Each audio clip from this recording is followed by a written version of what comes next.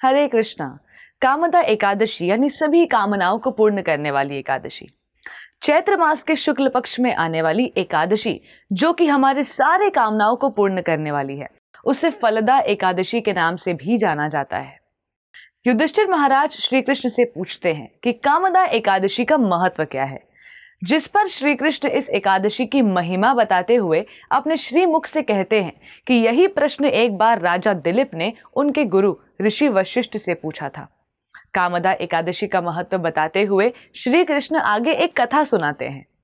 एक बार रत्नपुर नामक एक स्थान पर पुंडरिक नाम का एक राजा रहता था। यह स्थान रत्न से भरा हुआ एक अत्यंत वैभवशाली राज्य था।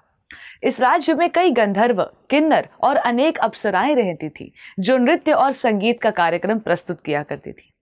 ललित और ललिता, दो गंधर्व और गंधर्विका पति पत्नी इस राज्य में निवास करते थे। ये दोनों एक दूसरे से इतना प्रेम करते थे कि एक दूसरे के विरह में व्याकुल हो उठते थे। एक बार ललित संगीत प्रदर्शन कर रहा था राजमहल में सभी राजा और प्रजा के सामने। किसी कारणवश ललिता इस कार्यक्रम का हिस्सा नहीं बन पाई, जिससे ललित बहुत विचलित हो उठा और उसका सुर भंग हो गया। सभा में ललित का संगीत एक जहरीला नाग भरे ही ध्यान से सुन रहा था। जैसे ही ललित का सुर भंग हुआ, उस नाग ने जाकर राजा से शिकायत कर दी कि राजा का ध्यान ना करके वो अपनी पत्नी का स्मरण कर रहा था।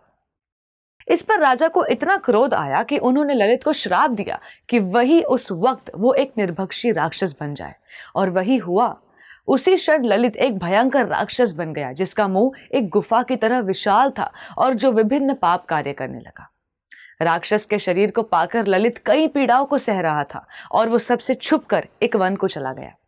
अपने पति के इस हाल को देखकर ललिता बहुत दुखी हो गई और वो भी अपने पति के साथ वन वन भटकने लगी। एक बार ललिता को ऋषि श्रृंगी के दर्शन हुए और ललिता ने उनसे विनम्रता पूर्वक दंडवत करते हुए अपनी समस्या को बताया। तब ऋषि ने उससे कामदा एकादशी का व्रत पूरे निष्ठा के साथ पालन करने को कहा और उस व्रत के फल को अपने पति को अर्पण करने के बारे में बताया।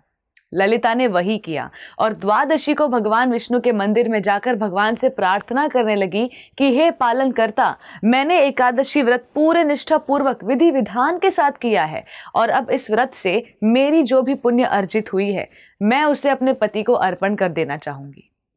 फलस्वरूप वो राक्षस फिर से एक आभूषणों से युक्त गंधर्व में परिवर्तित हो गया।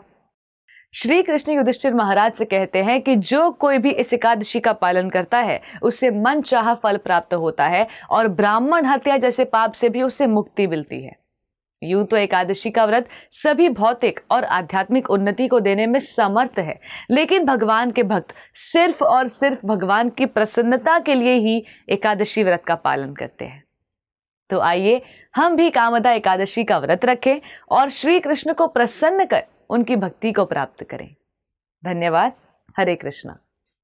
ऐसे ही और भक्तिमय कार्यक्रमों के लिए देखिए हरे कृष्णा टेलीविजन, और इसे प्राप्त करने के लिए आप अपने केबल अथवा DTH ऑपरेटर से संपर्क करें तथा और अधिक जानकारी के लिए आज ही डायल करें 7666 839 839।